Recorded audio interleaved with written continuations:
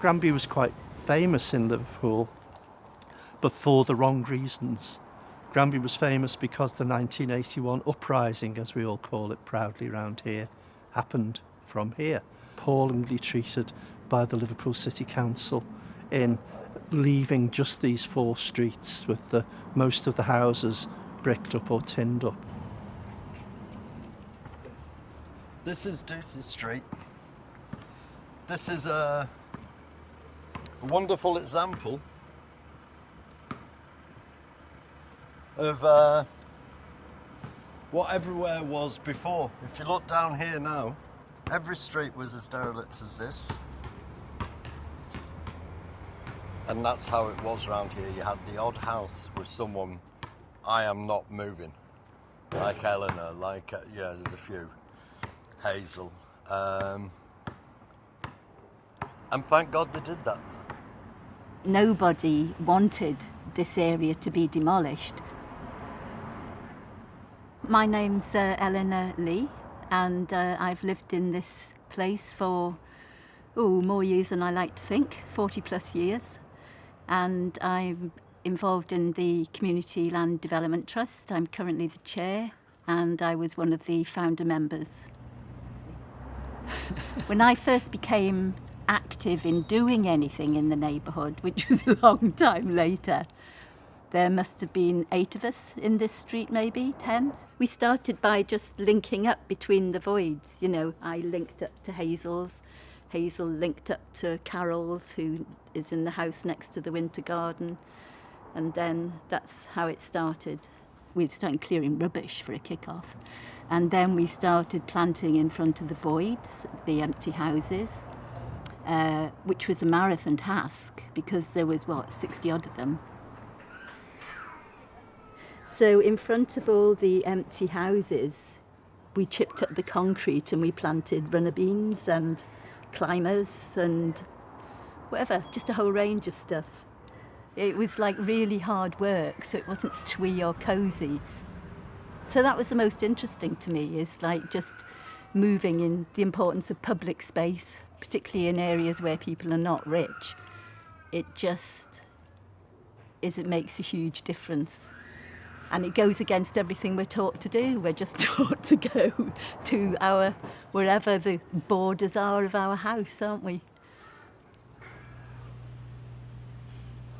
And now there's only 4 or 5 houses empty now on this street. I mean, that's fantastic. These people that are living here have come from all sorts of backgrounds, some of them extreme, you know. And look at it. I mean, the sun shines on Granby, it's great. All these are new people, new people, new people, new people, new people. It just goes on. This place has got life again. When I got myself together, it was Granby that gave me confidence. It was volunteering here and being part of the 4 streets that sort of like got me out of my kitchen and back to a real world. So yeah, I kind of still volunteer now. Past these bins. It's a point to the day. I enjoy it. And now I've got to go to work. So.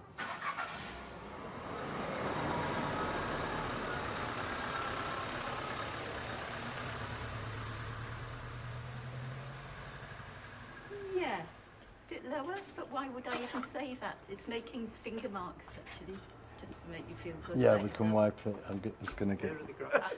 Yeah. Do you want to come in now? Sure. Yeah. I'll follow you. Okay. Okay, see you, Laurie. See you tomorrow then, yeah. Okay, bye. See you.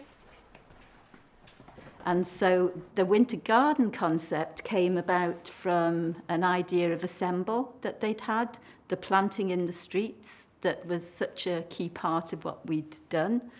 And there's just something about the planting in the streets was us moving from our houses to to care for outside. And there's something really nice to me about then turning that round and planting inside. So the thinking of this is to have it as a multi-purpose, small space that's got a community meeting space for workshops, meetings, socialising, and an indoor garden with an artist residency space, and do something, make some work that's beautiful, useful, hopefully a combination, that actually contributes to the whole area.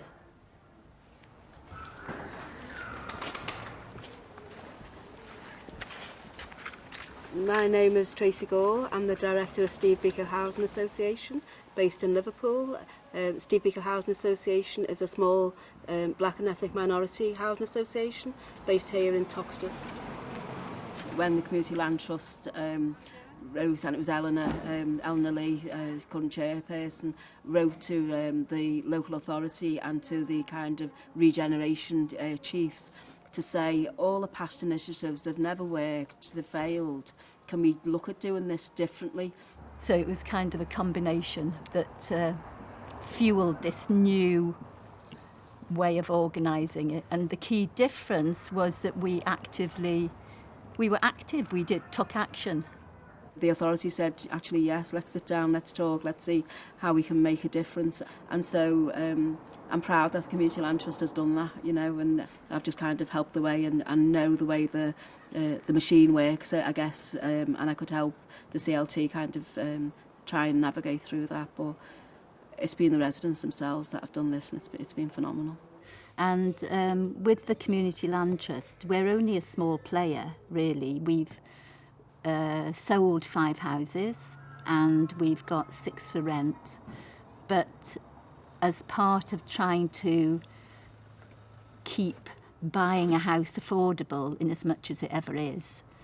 So it's an attempt to try and stop a crude profit motive, you know, in terms of buying up. Hiya. You all right? Just back this minute.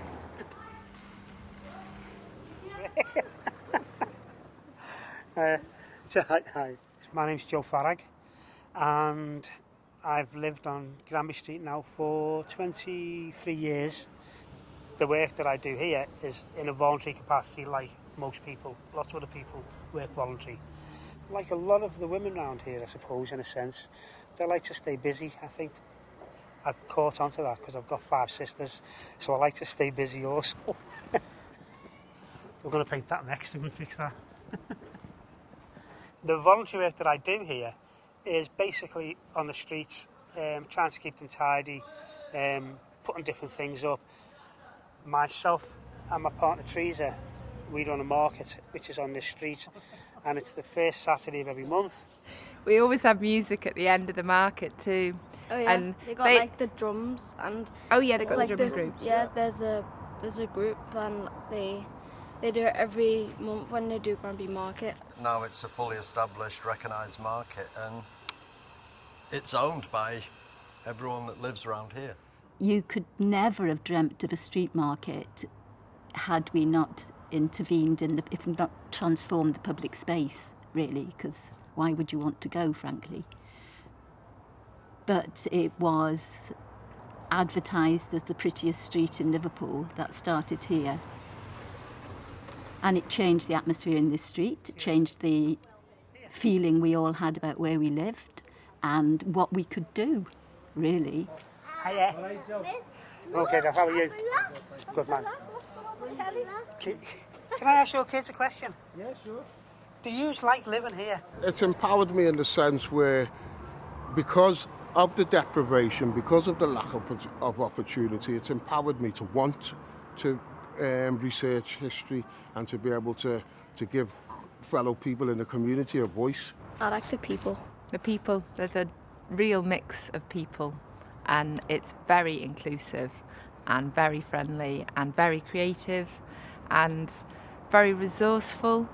This young lady, she's one of our neighbours. Joe's is our neighbour. We've got all round here the good people, and we all like a team look after each other, and there's no troubles. I mean, if I leave my house tomorrow, go anywhere in the world, a month, 2 months, 3 months, I know my place is safe because I've got good people around me. So that's the best thing ever, to live around here, to be honest, yeah. What else you like in here? Riding bikes. Riding bikes? That's all I got for now. Everyone knows each other. The kids end up knowing you.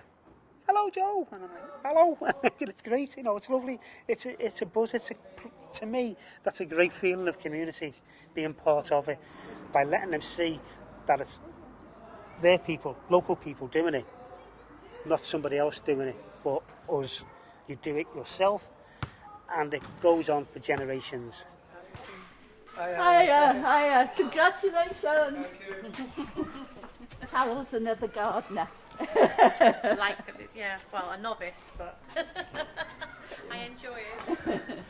So we wanted to build a new community, grafted on, if you like, to what was left of the community who'd lived here for decades. And that's what we did in the end, amazingly. So for me, it's around for the authorities to learn the lessons. It really is absolutely key that you make sure that you are developing for those people who live in those areas now. We were a bit more anarchic, I think, which was a good thing. We didn't ask anybody's permission, and that we didn't ask anybody's permission for the market. In fact, we'd never have got permission to do anything. That's a fact. So it's been interesting times, hard work at times, but it's been a great pleasure doing it as well.